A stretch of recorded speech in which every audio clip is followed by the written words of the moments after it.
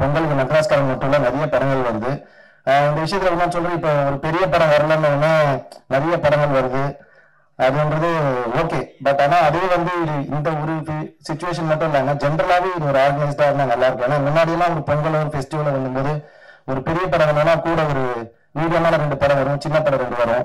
பெரிய படங்கள் இப்போ டிக்கெட் கிடைக்காதவங்க சின்ன படங்கள் பார்ப்பாங்க, அதனால வெற்றி அடைஞ்ச படங்கள்லாம் இருக்கு. ஸோ இந்த மாதிரி ஏன்னா பெரிய ஸ்டார்ஸ் படம் எப்போ இருந்தாலும் அது ஃபெஸ்டிவல் தான். பட் அவங்களோட விஷயத்த நம்ம யோசிச்சு பார்க்கணும், பெரிய பொருள் செலவு நடக்குது. ஸோ அதுக்காக அவங்க பெரிய ஃபெஸ்டிவல் பெரிய வீக்கெண்ட் பெரிய ஹாலிடே பிளான் பண்றாங்க. பட் அது கூடவே இன்னும் 4-5 படங்கள் வந்ததுன்னா அது இன்னும் ரொம்ப ஹெல்த்தியான விஷயம். இது யாராவது ஒர்க் பண்ணி கொஞ்சம் ஆர்கனைஸ்டா ஒரு பெரிய படம் வந்து கூட 2 படங்கள் வளர்த்துக்கிற ஸ்பேஸ் இல்லைன்னா இந்த மாதிரி மெட்ராஸ்காரன் நல்ல நிறைய படங்கள் இன்னும் 2 படங்கள் வருது. அந்த மாதிரி படங்கள் எப்பவுமே லைஃப் லாங் சினிமாவுக்கு ஒரு நல்ல விஷயமா இருக்கும்னு நான் நம்புறேன். ஸோ இந்த மாதிரி ஒரு படம் வந்து மொத்த ஸ்பேஸ் எடுத்துட்டு போறது இல்லாம அதுதான் நான் ஓப்பனா தான் சொன்னேன்.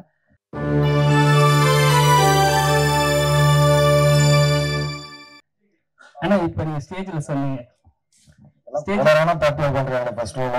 ஸ்டேஜ்ல சொன்னீங்க பெரிய படங்கள்லாம் வந்து சின்ன படங்களை வந்து டோட்டலா அழுப்பிடுறாங்க நீங்க.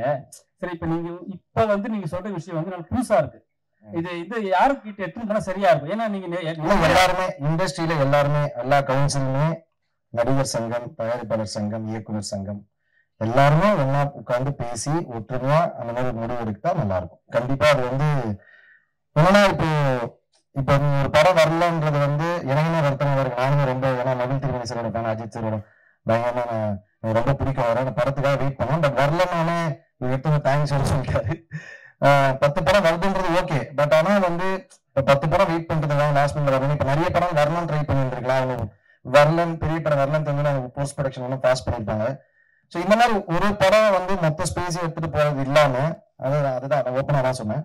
அப்படி இல்லாம அது வந்து கொஞ்சம் ஆர்கனைஸ்டா இருந்தனால ஒரு பெரிய படம் அவங்களுக்கு ஒரு நம்பர் ஆஃப் தியேட்டர்ஸ், அதுக்கப்புறம் கூட ஒரு மீடியமான படமோ 2 படமோ இல்லைன்னா அதுக்கப்புறம் சின்ன படங்கள் புது ஏன்னா இப்ப ரொம்ப பேஷனாட்ட சினிமா ரொம்ப அணுகி வராங்க நிறைய பேர். இப்ப ஜெகதீஷ் ப்ரோ நான் சொன்னா ஜெகதீஷ் ப்ரோ மாதிரி ஆளுங்க ஜெயிச்சாங்கன்னா தமிழ்ல இன்னும் நிறைய படங்கள் வரும், நிறைய நியூ ஆர்டிஸ்ட் வருவாங்க, நியூ டைரக்டர்ஸ் வருவாங்க.